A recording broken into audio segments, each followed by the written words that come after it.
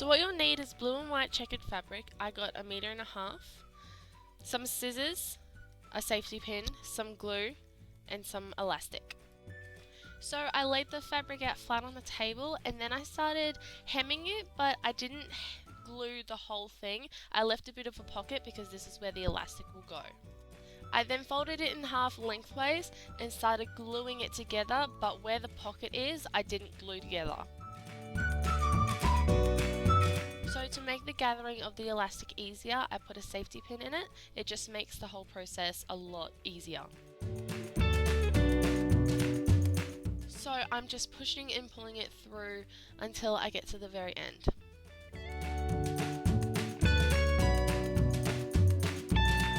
So once I got to the end, I just pinned it together, and after that I tried it on.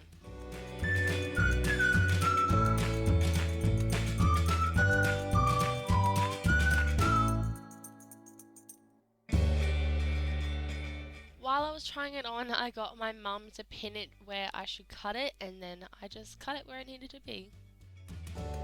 So this bit was actually kind of difficult for me. It was just very fiddly.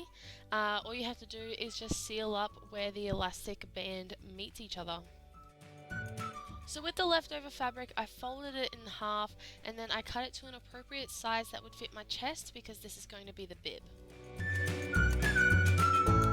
So after we've unfolded the fabric, I decided to pin the hems because it wouldn't stay, and then I glued the hems all around the bib. I folded the bib in half again and glued around the edges except for the top. I hemmed the bottom of the straps just to make them a little bit neater. So with the straps, I just cut a very long, thick bit of fabric from the scraps, and I'm just folding it in half because nobody has time to hem that little bit of fabric. No, not happening.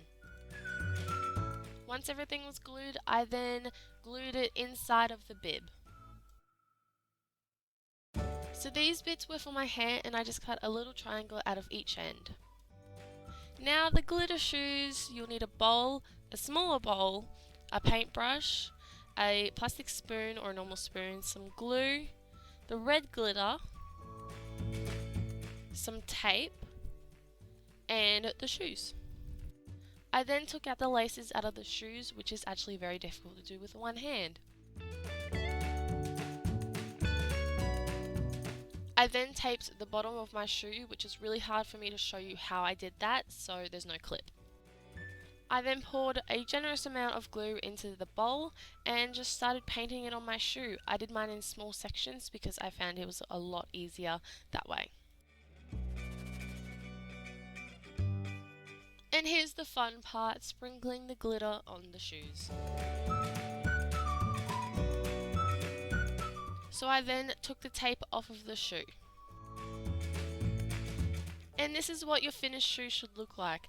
I then went and did the other one, which obviously you would do. And this is how they both look together. Obviously they're not the neatest things in the world, but it doesn't matter. I then used some hairspray, or you could also use some sealant, and I just sprayed and sprayed on my shoes to make sure the glitter doesn't fall off. Now onto the makeup. Woot woot.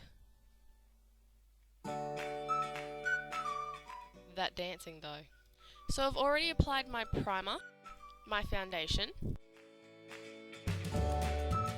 concealer, translucent powder, and filled in my eyebrows. I'm now using my NYX blush in Peach, and I'm just using that with a blush brush. I'm now going crazy with the blush, focusing it on the apples of my cheeks because it makes me look more youthful and glowing and healthy, which is something that Dorothy definitely is. On my eyes, I'm now using an e.l.f. eyeshadow primer in Sheer, just to make the eyeshadow not crease and make it go on a lot smoother. Now I'm using my Maybelline Colour Tattoo in Bad to the Bronze. I'm just going to be applying that all over the lid and blending out as best as I can.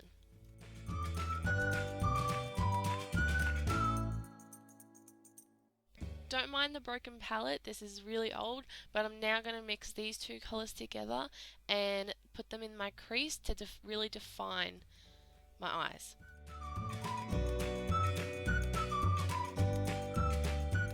I'm now using this white shimmery shade, oh hey there Pip, and I'm going to be applying that on my brow bone and in my inner tear duct, just to open my eyes up and make them look more awake. I'm now going in with Bad to the Bronze and running that on my lower lash line, making sure to blend it out. And with the two colours that we mixed, I'm just running that on the outer corner of my lash line. I'm now taking this dark, almost black eyeshadow, and I'm using that on a small angled brush, and I'm just lining my upper lash line.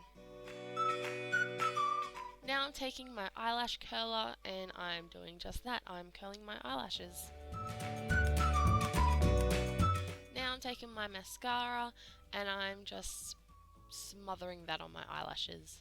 That's an attractive term.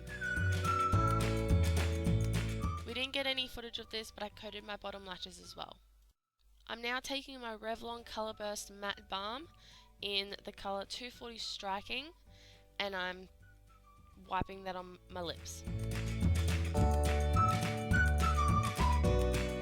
And now we're done with the makeup.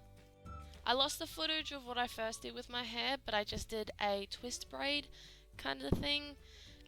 And then I separated my hair into 3 equal parts, and I just did a simple braid down half of my hair.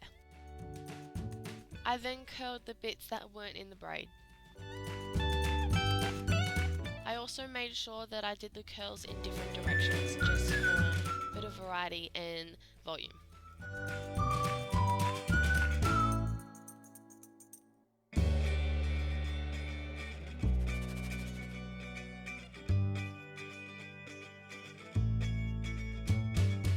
Then I hairsprayed my hair to make sure the curls stayed. For the bits that I made for my hair, I just tied it around it and I just let it hang down. I didn't make it a bow. And now the hair is done and it looks so cute, oh my god. And now the next thing is to put on your costume. And I know I didn't do the heel clicky thing, opportunity missed.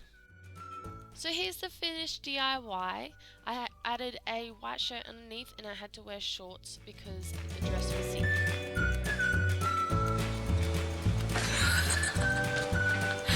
He's not even aware. He's got headphones in.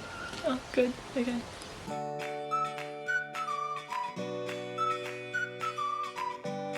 Of course, you can't be Dorothy without Toto, so I just got an old basket, used some tissue paper, and stole one of Bridie's toys.